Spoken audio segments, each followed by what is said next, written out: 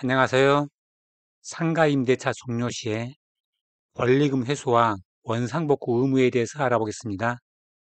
권리금이란 보증금과 무관하고 임대차 목적물인 상가 건물에서 영업을 하는 자 또는 영업을 하려는 자가 영업시설, 비품, 거래처, 신용, 영업상의 노하우, 상가 건물의 위치에 따른 영업상의 이점 등 유형, 무형의 재산적 가치의 양도 또는 이용 대가로서 임대인, 임차인에게 보증금과 차임 이외에 지급하는 금전 등의 대가를 말합니다. 권리금 회수기의 보호는 임대인은 임대차 기간이 끝나기 6개월 전부터 임대차 종료 시까지 임차인이 주선한 신규 임차인이 되려는 자에게 권리금을 요구하거나 임차인이 주선한 신규 임차인이 되려는 자로부터 권리금을 수수하는 행위, 임차인이 주선한 신규 임차인이 되려는 자로 하여금 임차인에게 권리금을 지급하지 못하게 하는 행위, 임차인이 주선한 신규 임차인이 되려는 자에게 상가 건물에 관한 조세, 공과금, 주변 상가 건물의 차임 및 보증금, 그 밖의 부담에 따른 금액에 비추어 현저히 고액의 차임과 보증금을 요구하는 행위, 그 밖에 정당한 사유 없이 임대인이 임차인이 주선한 신규 임차인이 되려는 자와 임대차 계약의 체결을 거절하는 행위를 함으로써 권리금 계약에 따라 임차인이 주선한 신규 임차인이 되려는 자로부터 권리금을 지급받는 것을 방해해서는 안 됩니다. 단, 계약갱신 요구 거절 사유에 해당하는 경우에는 제외하는데 이 영상에서는 계약갱신 거절 사유가 없는 경우입니다. 원상복구 약정은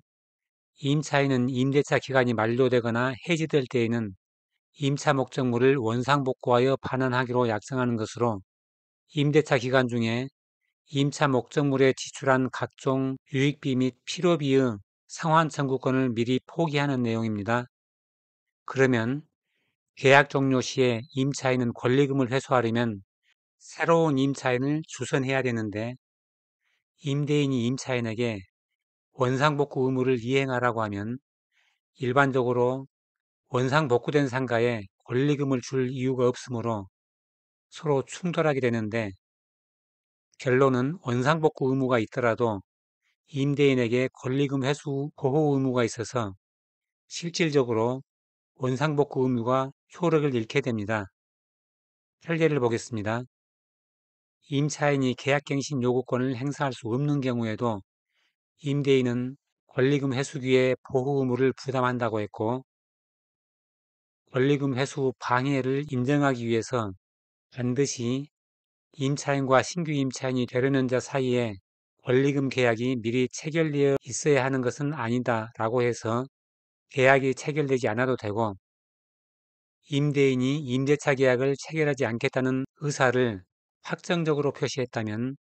임차인이 실제로 신규 임차인을 주선하지 않았더라도 임대인의 이와 같은 거절 행위는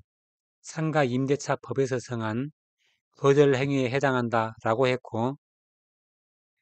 임대인이 임대차 계약을 체결할 의사가 없음을 확정적으로 표시하였는지 여부는 임대차 계약이 종료될 무렵 신규 임차인의 주선과 관련해서 임대인과 임차인이 보인 언행과 태도, 이를 둘러싼 구체적인 사정 등을 종합적으로 살펴서 판단해야 한다라고 했고